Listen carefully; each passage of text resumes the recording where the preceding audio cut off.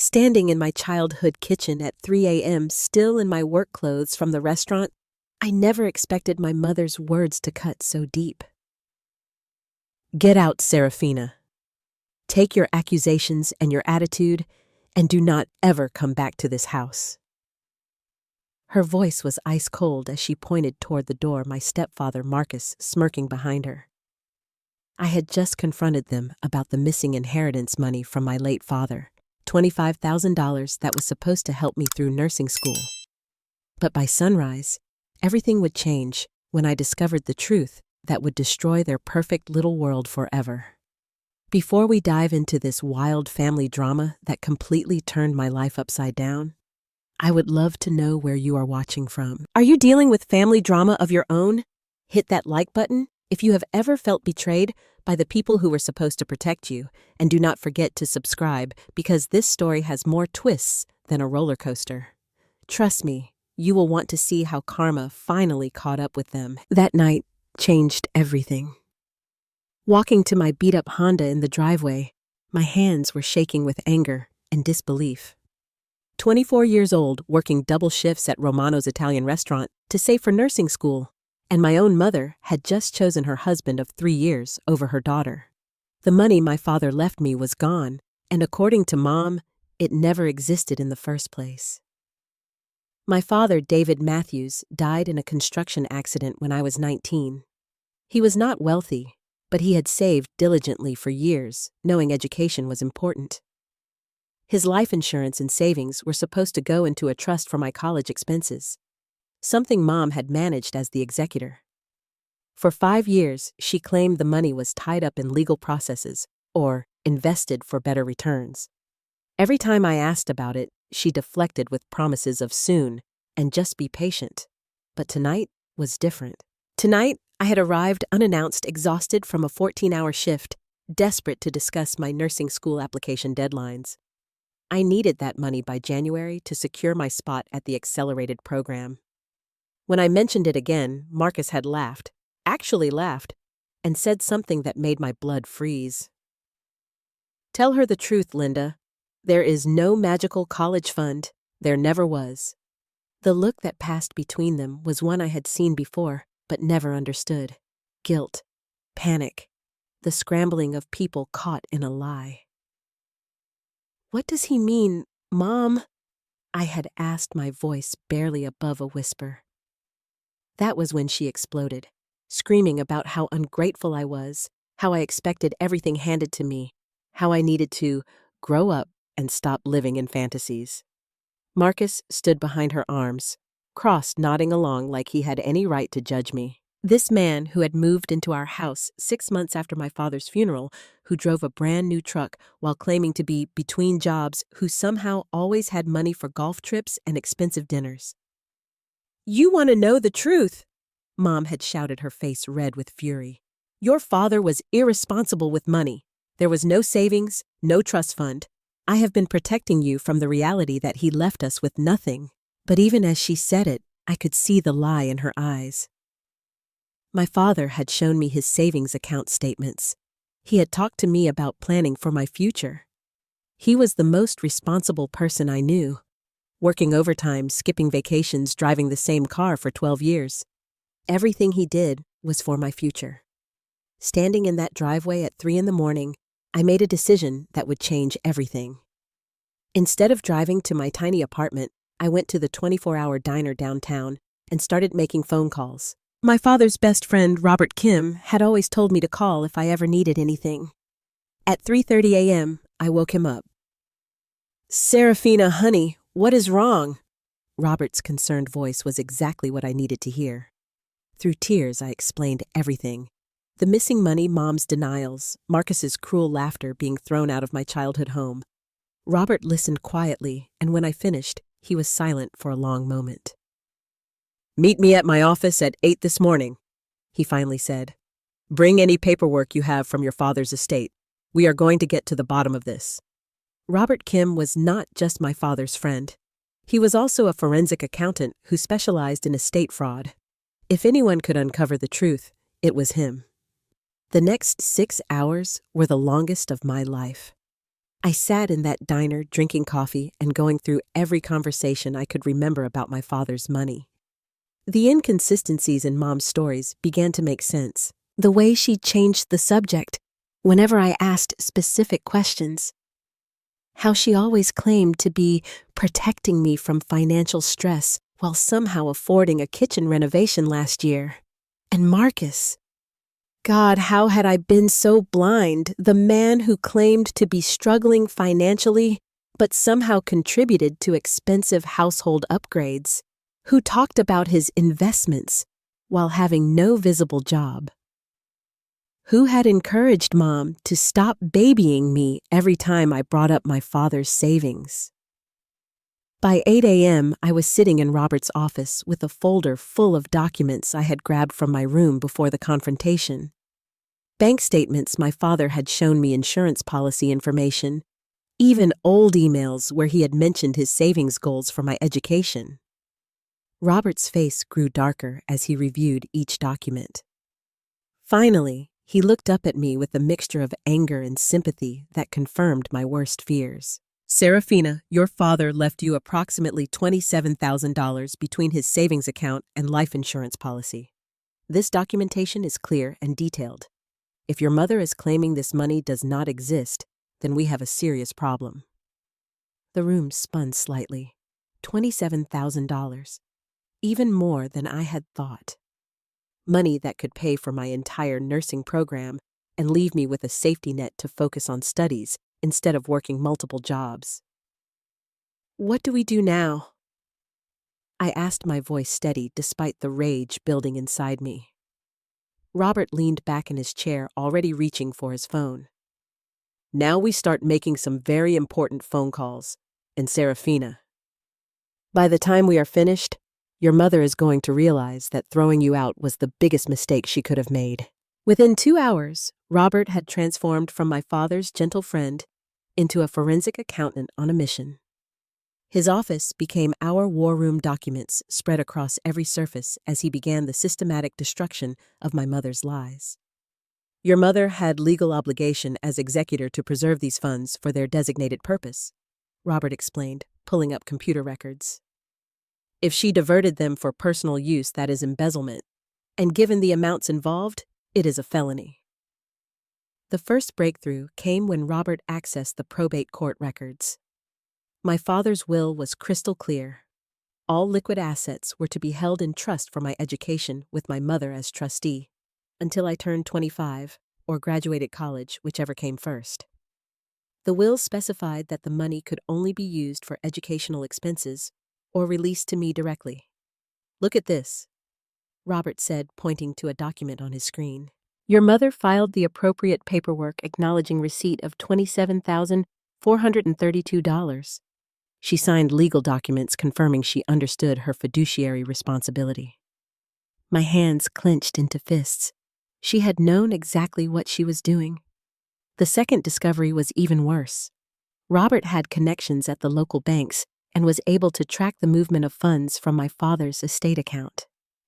What we found was a systematic pattern of theft that made me sick to my stomach. 2 months after my father's funeral, $3,000 was withdrawn for estate expenses.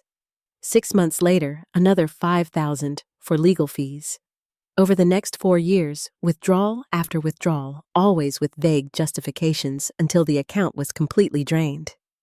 But the real smoking gun was what Robert found when he cross-referenced the withdrawal dates with public records. Every single estate expense coincidentally happened right before major purchases by my mother and Marcus.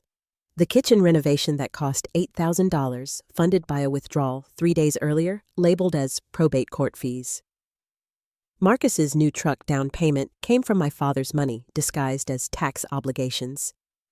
Their romantic vacation to Hawaii last spring, paid for with the last of my inheritance listed as final estate settlement costs. They did not just steal from you, Robert said, his voice tight with anger. They used your father's money to fund their new life together while lying to your face for years. By noon, we had enough evidence to bury them, but Robert was not finished. We need to understand the full scope, he said, making another phone call. If they were this brazen with your father's money, what else might they have done? That phone call was to Marcus's ex-wife, Patricia. I had met her briefly at a family gathering, but Mom had always discouraged me from staying in touch, claiming Patricia was bitter and vindictive. Now I understood why. Patricia agreed to meet us that afternoon, and her story made everything click into place. Marcus had a history of financial manipulation. He had hidden assets during their divorce, leaving Patricia with almost nothing while claiming poverty. The between jobs story he told my mother was the same lie he had used to avoid paying alimony. He finds women who have assets or inheritance. Patricia explained, her voice bitter with experience. He charmed them, move in quickly, and then slowly gain access to their finances. Your mother is not his first victim. Even worse, Patricia revealed that Marcus was currently married to someone else. Their divorce had never been finalized due to his lies about financial disclosure.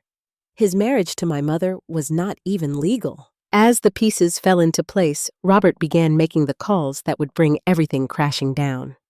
First to the district attorney's office to report the embezzlement, then to the State Bar Association, since my mother had used a lawyer friend to help with some of the fake documentation. Finally, to the police department to file formal charges. But I wanted more than just legal consequences.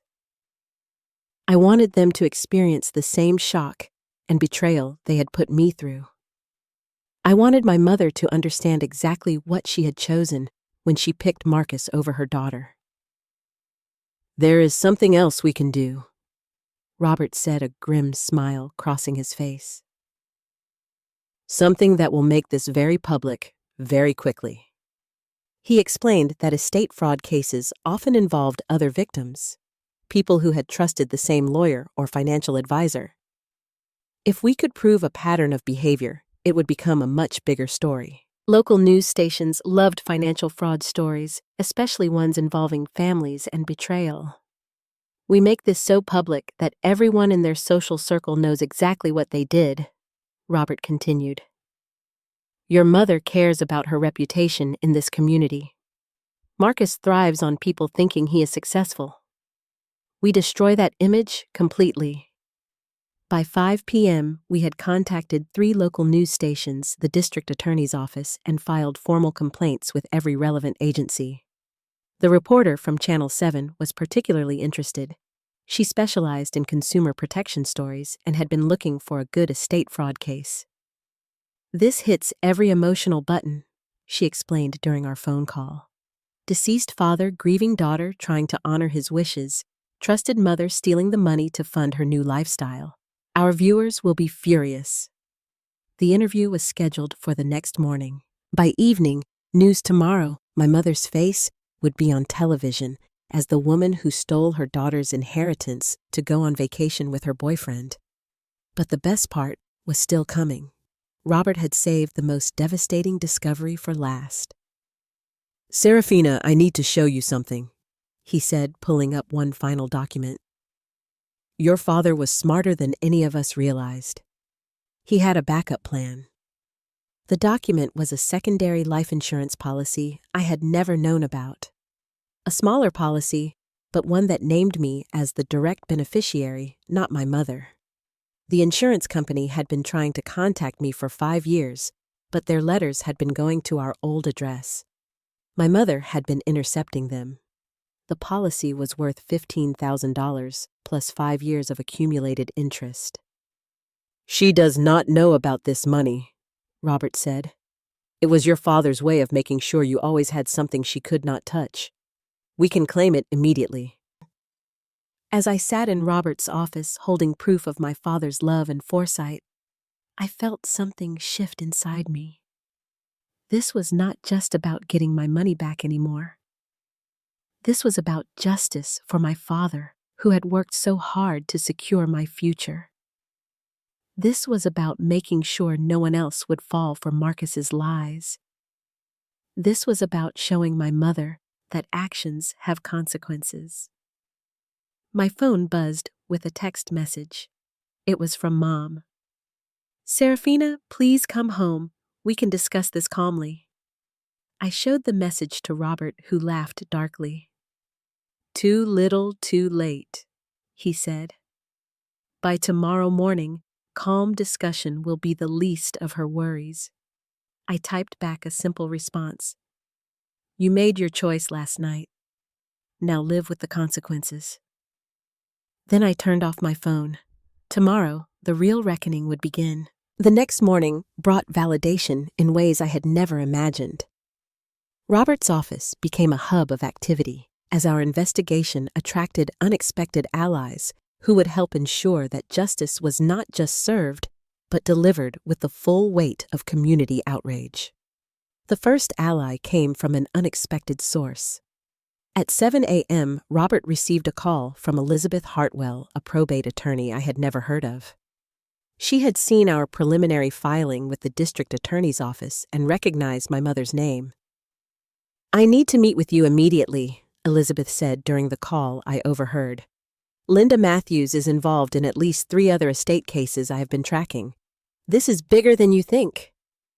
When Elizabeth arrived an hour later, she brought with her a briefcase full of documentation that painted an even darker picture of my mother's activities. Over the past 4 years, Mom had been serving as executor or co-executor for 3 other family friends who had died. In each case, there were irregularities in how estate funds were handled. "Your mother has been running a systematic scheme," Elizabeth explained, spreading documents across Robert's conference table. "She volunteers to help grieving families gain their trust during vulnerable times and then slowly siphons money from estate accounts. The amounts are always small enough to avoid immediate detection, but they add up to over $60,000 across all cases." My stomach turned. While I had been working double shifts to afford ramen noodles, my mother had been stealing from multiple grieving families, using their trust against them, just like she had used my love for my father against me. The second major breakthrough came when Channel 7's consumer reporter, Jessica Martinez, arrived for our scheduled interview. But she did not come alone. She brought with her a camera crew and Marcus's actual wife, the woman he was still legally married to. "Meet Sarah Wellington," Jessica said, introducing a tired-looking woman about my mother's age. "She saw our preliminary story posting online and contacted us immediately. Sarah, tell them what you told me." Sarah's story was devastating. She and Marcus had been married for 8 years when he suddenly disappeared, claiming he needed space to figure things out. He had emptied their joint savings account, $12,000, and vanished. Sarah had been trying to locate him to finalize their divorce and recover her money. "I hired a private investigator 6 months ago," Sarah explained. "That is how I discovered he was living with another woman and had convinced her to marry him. When I saw your story online about estate fraud, I realized Linda was not just his girlfriend. She was his partner in crime." The legal implications were staggering. Marcus had committed bigamy, identity fraud, and conspiracy to commit embezzlement. My mother was not just a victim of his manipulation. She was an active participant in multiple crimes. But Sarah brought more than just her testimony. She brought financial records proving that Marcus had used the same tactics with her family that he was using with ours. When Sarah's elderly mother had died 2 years earlier, Marcus had convinced Sarah to let him help with the estate paperwork. Sarah's inheritance had mysteriously shrunk by $8,000 during the probate process. "He has a system," Sarah said, her voice shaking with anger. "He targets women who are dealing with death in the family, gains their trust, and then steals whatever he can before moving on to the next victim." Jessica Martinez was practically glowing with excitement. This was not just a local interest story anymore. This was a multi-victim fraud case with bigamy, estate theft, and a pattern of predatory behavior. It was the kind of story that went viral and launched investigations. "We are going live with this on the evening news tonight," Jessica announced. "And I am contacting the state attorney general's office. This needs to be investigated at the state level." The third ally appeared just before noon.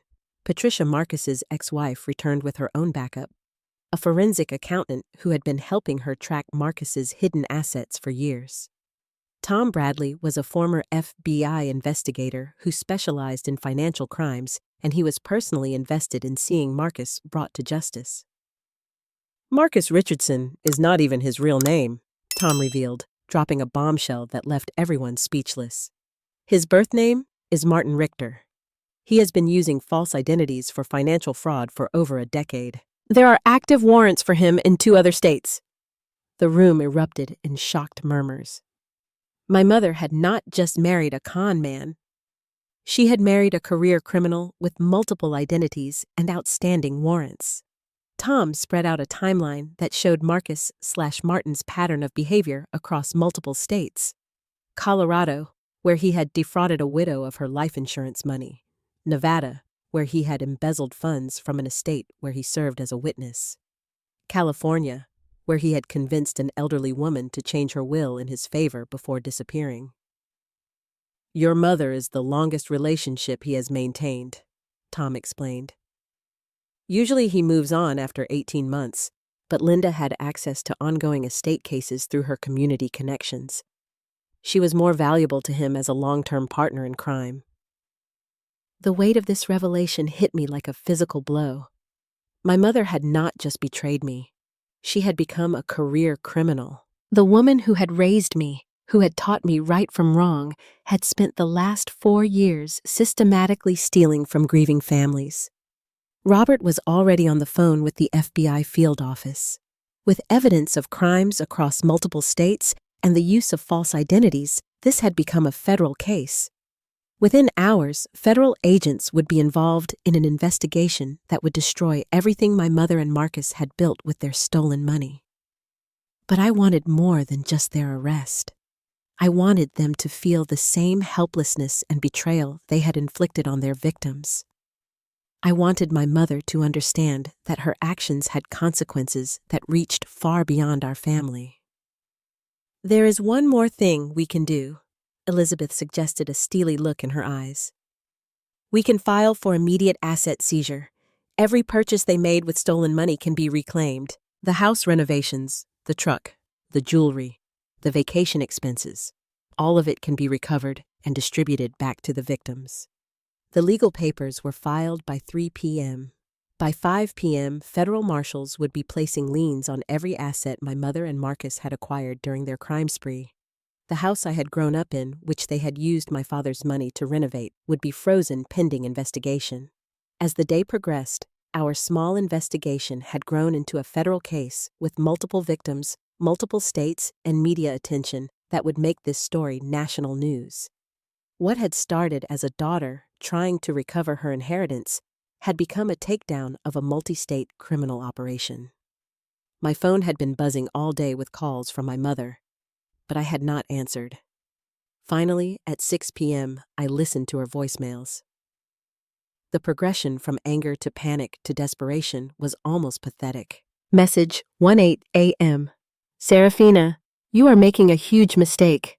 Stop this nonsense and come home so we can discuss this like adults. Message 5 noon. Please call me back.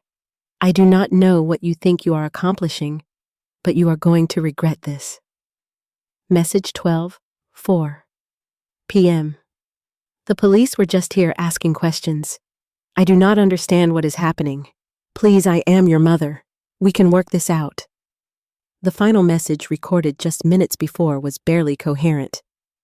Federal agents are outside the house. Please, Serafina, please call me back. I love you. I am sorry. Please do not let them arrest me. I looked around the room at my new allies. Robert, Elizabeth, Jessica, Sarah, Tom, and Patricia. People who had come together to ensure that justice was served and that no other families would be victimized by my mother and Marcus's crimes. It is time, I said, finally turning my phone back on. Let them face the consequences of their choices. Tomorrow would bring arrests, asset seizures, and the complete collapse of the life my mother had built on stolen money and broken trust. But tonight, for the first time in years, I felt like my father was proud of me. The reckoning was just beginning. The federal agents arrived at my mother's house at exactly 7 p.m. But what happened next shattered my faith in the justice system. and nearly destroyed everything we had worked to build. As I watched from Robert's office through the live news feed, I felt confident that finally, after years of lies and theft, the truth would prevail. I was wrong. The first sign something was amiss came when Elizabeth Hartwell received a phone call at 7:30. Her face went white as she listened, and when she hung up, the room fell silent. "The federal agents just left," Elizabeth said, her voice barely above a whisper. "No arrests were made. Somehow, your mother and Marcus were expecting them." My heart dropped into my stomach. "What do you mean they were expecting them?" Robert was already on his phone frantically calling his contact at the FBI field office. When he hung up, his expression was grim. "Someone tipped them off.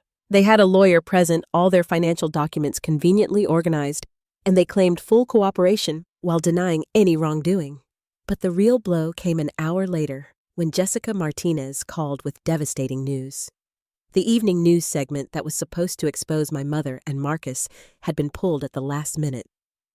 "My editor got a call from the station's legal department," Jessica explained, her voice tight with frustration. "Apparently, your mother's attorney threatened a massive defamation lawsuit if we aired the story without giving them time to respond to the allegations." I felt the walls closing in. "How is that possible? We have documented evidence of theft." "Evidence that suddenly seems less concrete than it did this morning," Jessica replied. "Someone has been working very hard to muddy the waters." The answer came at 9 p.m. when Tom Bradley, the former FBI investigator, arrived at Robert's office with a confession that would haunt me for months. His face was ashen, his usual confidence replaced by shame and regret. "I need to tell you all something," Tom began, unable to make eye contact with anyone in the room. "I have been feeding information to Marcus since yesterday morning." The room erupted in shocked voices, but Tom held up his hand to continue. "Marcus contacted me 18 months ago when Patricia first hired me to track his assets. He offered me $50,000 to keep him informed of any investigations into his activities. I took the money because my daughter needed surgery and my insurance would not cover the experimental treatment." My vision blurred with rage and disbelief. The man we had trusted to help bring Marcus to justice had been working for him the entire time. Marcus knew about today's FBI raid 12 hours in advance. Tom continued, his voice breaking. "He knew about the news story about the other victims coming forward about everything. They used that time to move money offshore, destroy evidence, and hire a team of lawyers who specialize in financial crime defense." Patricia was on her feet, screaming at Tom about betrayal and how many other victims had suffered because of his greed.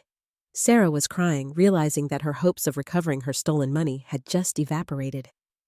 Robert was frantically making phone calls, trying to salvage what was left of our case.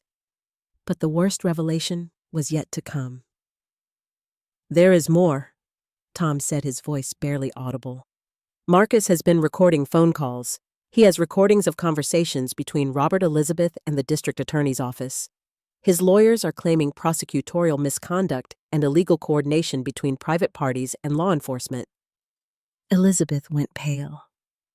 "What does that mean for the case?" "It means they are going to claim you all conspired to frame them," Tom replied. "They have recordings that, taken out of context, make it sound like you were manufacturing evidence and coaching witnesses." The recordings were a masterstroke of criminal manipulation. Marcus had been planning for this possibility from the moment he started his relationship with my mother. Every conversation, every meeting, every strategy session had been anticipated and countered. Within hours, our airtight case began falling apart. The district attorney's office, fearing a misconduct investigation, put the case on hold, pending an internal review. The federal agents concerned about the recordings and potential entrapment claims suspended their investigation. The local news stations, threatened with massive lawsuits, refused to cover the story.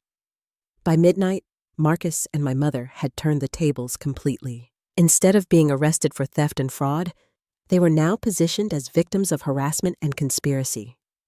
Their lawyers had filed countersuits against Robert for practicing law without proper credentials in estate matters, against Elizabeth for prosecutorial overreach, and against me for defamation and intentional infliction of emotional distress. "How is this possible?" I asked Robert as we sat in his empty office at 1 a.m., surrounded by the wreckage of our investigation. "We have documented proof of theft. We have multiple victims. We have bank records showing exactly where the money went." Robert shook his head in defeat. "None of that matters if the evidence was obtained through what their lawyers are calling illegal coordination between private investigators and law enforcement. Tom's betrayal gave them exactly what they needed to claim the entire investigation was tainted."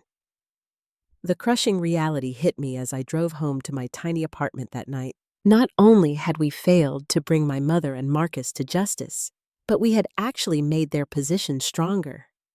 They now had legal protection media sympathy as supposed victims of harassment and enough time to hide their stolen money beyond the reach of any future investigation. Worse, the other victims were backing away from the case. Sarah was terrified of being sued. Patricia was furious at everyone involved. The families whose estates had been plundered were afraid to come forward after seeing how easily Marcus had turned the tables. I sat in my car outside my apartment building, staring at the text message my mother had sent an hour earlier. "Serafina, I hope you are happy. Your vindictive lies have destroyed our family and hurt innocent people. When you are ready to apologize for this nightmare you created, maybe we can begin to heal." The gaslighting was masterful. Somehow I was the villain in her story. I was the one who had created this situation by daring to ask about my stolen inheritance.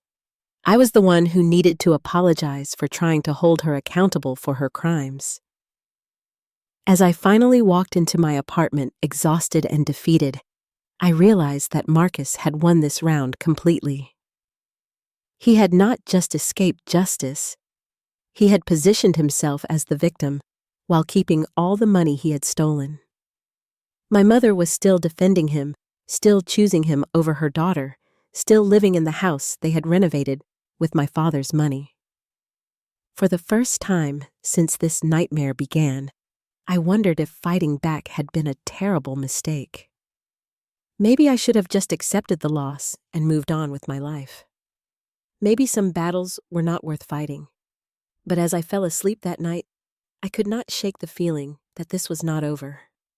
Marcus had won the battle, but something told me the war was far from finished. 3 weeks after our devastating defeat, salvation came from the most unexpected source, my father's grave. I was visiting his headstone on what would have been his 48th birthday, something I did every year despite my mother's disapproval. As I knelt to place fresh flowers by his marker, an elderly woman approached me hesitantly. "Excuse me, dear," she said softly. "Are you David Matthews' daughter?" I looked up to see a woman in her 70s with kind eyes and a manila envelope clutched in her weathered hands. "Yes, I am Serafina," I replied, standing to face her properly. "My name is Margaret Foster. I was your father's supervisor at Morrison Construction for 15 years. She paused, studying my face carefully. "I heard about what happened with your mother and that man she married. I have been debating whether to get involved, but seeing you here today, I think your father would want me to share what I know." Margaret led me to a nearby bench and opened the envelope with shaking hands. "Your father was the most meticulous man I ever knew. He kept detailed records of everything: his work, his finances, his plans for your future. A week before the accident, he gave me this envelope and made me promise to give it to you if anything ever happened to him." My heart started racing as she handed me the envelope. Inside were documents I had never seen before, bank statements from accounts I did not know existed, insurance policies with different companies, and most importantly, a handwritten letter addressed to me in my father's familiar script. "My dearest Serafina," the letter began. "If you are reading this, then something has happened to me, and I am no longer there to protect your future myself. I want you to know that I have taken every precaution to ensure you will be financially secure, no matter what anyone tells you." The letter went on to detail 3 separate savings accounts he had established in my name. Accounts that my mother had no access to and no knowledge of. The total amount was staggering. $47,000 hidden away in different banks, with Margaret Foster listed as the emergency contact. "Your mother never knew about these accounts," Margaret explained. David was worried about her judgment in men after she started dating so quickly after the funeral. "He made me promise to wait until you were older and more established before revealing this information, but when I heard about the theft, I knew I could not wait any longer." But the real bombshell was in the second half of the letter. My father had suspected that my mother might try to access his estate inappropriately, so he had installed hidden recording equipment in his home office where he kept all his financial documents. The recordings were stored on a digital device hidden in his tool shed, a tool shed that still sat in my mother's backyard.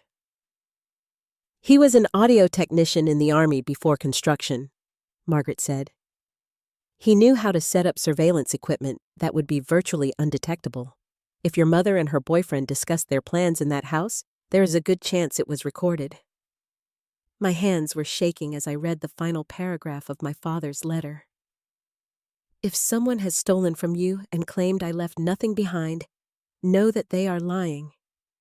You are my legacy, Serafina, and I will continue to protect you even from beyond the grave. Trust Margaret, recover what is yours, and never let anyone make you believe you are not worthy of the future I worked so hard to provide." Margaret drove me directly to Robert's office, where the revelation of the hidden accounts and potential recordings electrified our defeated team. Within hours, Elizabeth had filed new motions to access the accounts my father had established, and Robert was making calls to electronics experts who could help us recover the hidden recordings. But the breakthrough that changed everything came when Margaret made a phone call to Morrison Construction's current office manager. It turned out that my father had not just hidden money in recorded conversations. He had also documented his concerns about my mother's new relationship in official company records. "David filed several incident reports with HR," the office manager explained during our conference call. "He was concerned that someone was following him going through his mail and asking questions about his financial situation. The reports specifically mention a man named Marcus, who had been asking David's co-workers about life insurance policies and estate planning. The incident reports were dated 6 months before my father's accident. Marcus had been stalking my father, gathering information about his assets, and planning his approach to my mother long before my father died. This was not a crime of opportunity. It was premeditated fraud that began while my father was still alive." Elizabeth was practically vibrating with excitement. "This changes everything. If we can prove Marcus was planning this theft before your father died, it becomes conspiracy to commit fraud. The statute of limitations is completely different, and all those recordings Tom made become evidence of ongoing criminal enterprise rather than harassment." The electronics expert arrived that evening, a former police detective named James Park, who specialized in recovering digital evidence. When Margaret explained about the hidden recording system, James nodded knowingly. "Military guys from that era were incredibly sophisticated about surveillance," he said. "If your father set up a recording system, it would be professional grade and virtually impossible to detect without knowing exactly what to look for." That night, under cover of darkness, James and I retrieved the recording device from my father's tool shed. My mother and Marcus were at dinner with friends, information we had gathered by monitoring their social media posts. The device was exactly where my father's letter said it would be, hidden inside a fake electrical junction box that looked completely ordinary. Back at Robert's office, James connected the device to his computer equipment.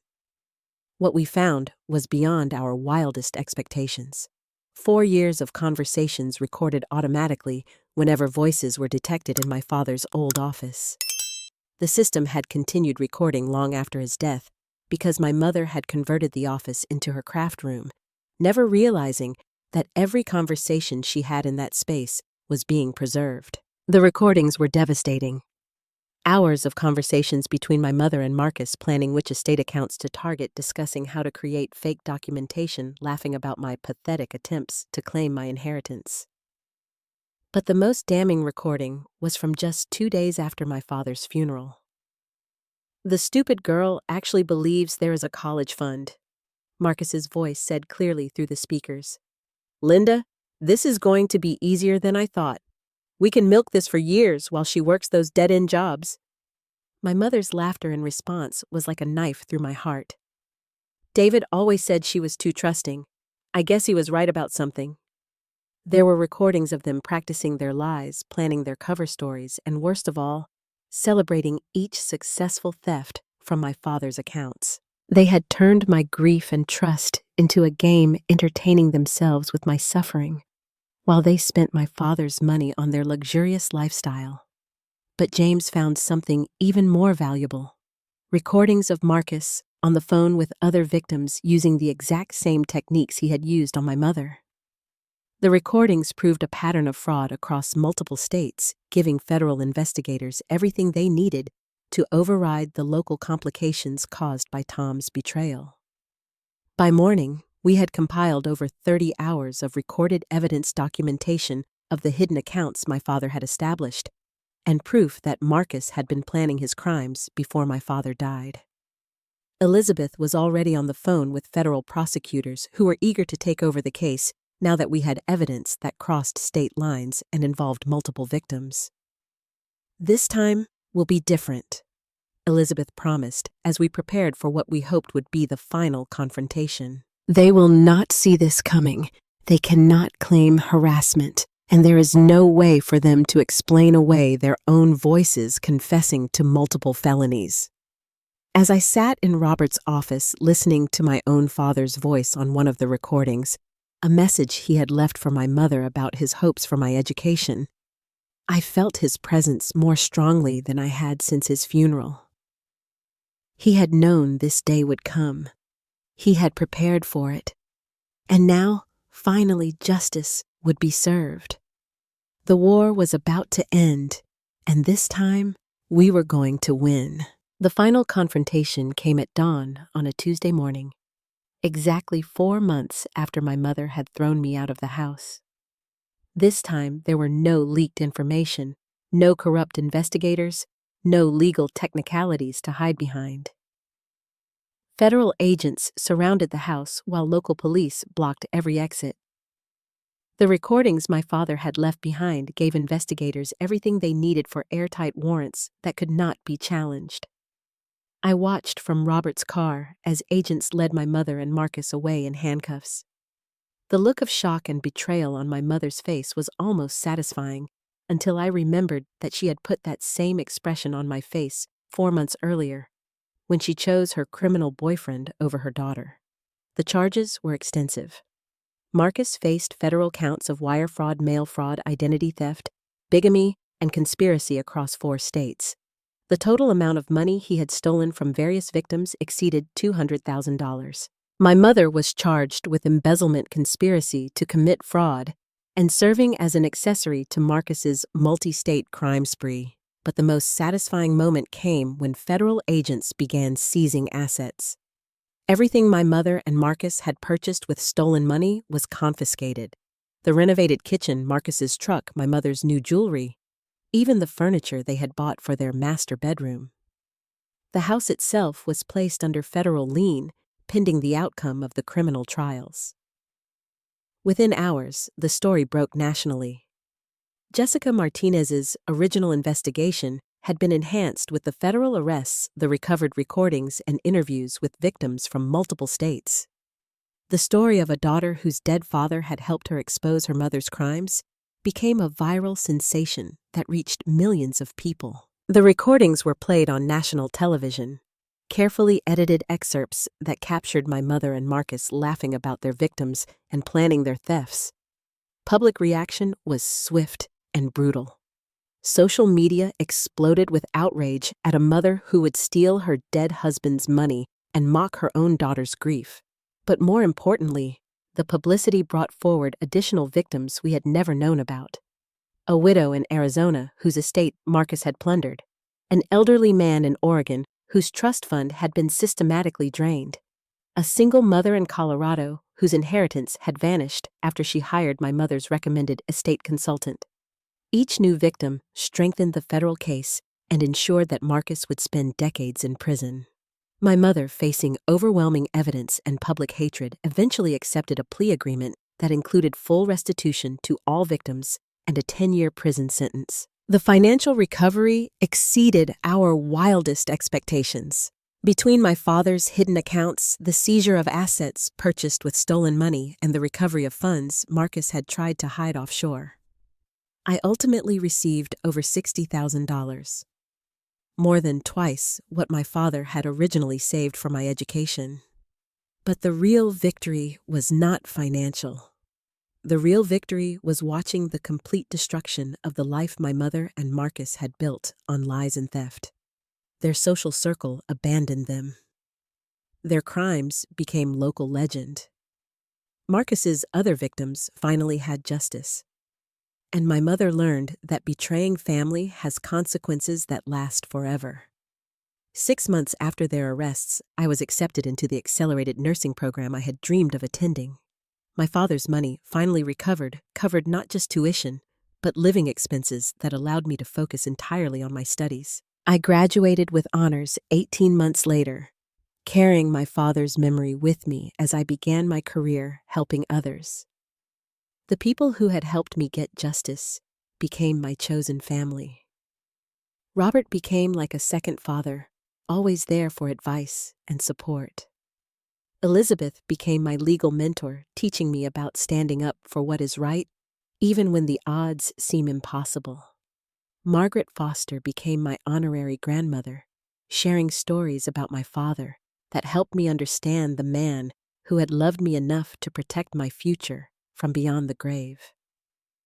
Even some of Marcus's other victims became close friends. Sarah and I bonded over our shared experience of betrayal and recovery. Patricia and I worked together to help other women recognize the warning signs of financial predators. We created a support network that helped dozens of people avoid the kind of manipulation we had experienced. My mother wrote me letters from prison begging for forgiveness and claiming she had been manipulated by Marcus. But the recordings had revealed the truth. She had been an eager participant in every theft, every lie, every moment of cruelty toward the daughter who had trusted her. Some betrayals are too deep for forgiveness, and some choices have permanent consequences. Today, I work as a nurse practitioner in a trauma unit, helping people through the worst moments of their lives. Every day I see families supporting each other through crisis, and I am reminded of what real love looks like. It does not steal from the vulnerable. It does not mock grief. It does not choose criminals over children. My father's grave has become a place of gratitude rather than sorrow. I visit him regularly, updating him on my life and thanking him for the wisdom to protect me even after his death. His love saved me twice. Once, by providing for my education, and again, by giving me the tools to seek justice when that provision was stolen. The house where I grew up was eventually sold to pay restitution to victims. I drove by it once after the sale, feeling nothing but relief that the place where so many lies had been told was no longer in our family. Some places are too poisoned by betrayal to ever feel like home again. Marcus will be eligible for parole when he is 78 years old. My mother will be 60 when she is released. They will face a world where their crimes are well documented and their reputations are permanently destroyed. That is the justice they earned through their choices. As for me, I learned that family is not just about blood. It is about loyalty, trust, and choosing to protect each other instead of exploit each other. The family I chose The people who stood with me during the darkest time of my life has given me more love and support than my biological mother ever did. Sometimes karma needs help to work properly. Sometimes justice requires courage to demand it. But when you stand up for what is right, when you refuse to let criminals hide behind family relationships, when you honor the memory of those who loved you by fighting for the future they wanted you to have, that is when you discover who you really are and what you are truly capable of achieving. Have you ever had to choose between family loyalty and doing what was right? Have you seen justice served in your own life, or are you still waiting for karma to catch up with someone who wronged you? Share your own stories of family drama and justice in the comments below. I read every single one, and your experiences help other people know they are not alone. If this story resonated with you, please hit that like button to help other people find it. Subscribe for more real-life stories about standing up to family betrayal and fighting for justice. And share this video with anyone who needs to hear that it is possible to overcome even the deepest family betrayals and build something beautiful from the wreckage. Thank you for listening to my story and for supporting everyone who has the courage to speak truth about family dysfunction. Remember that you deserve loyalty, honesty, and respect from the people who claim to love you. And if they cannot provide those basic requirements, then they have chosen to remove themselves from your life. Choose your own family wisely, protect your own future fiercely, and never let anyone convince you that blood relations excuse criminal behavior. Your real family will never ask you to accept abuse, ignore theft, or enable destruction. They will stand with you when you fight for justice, celebrate with you when you succeed, and help you build the life you deserve. That is the kind of love worth fighting for, and that is the kind of legacy worth creating.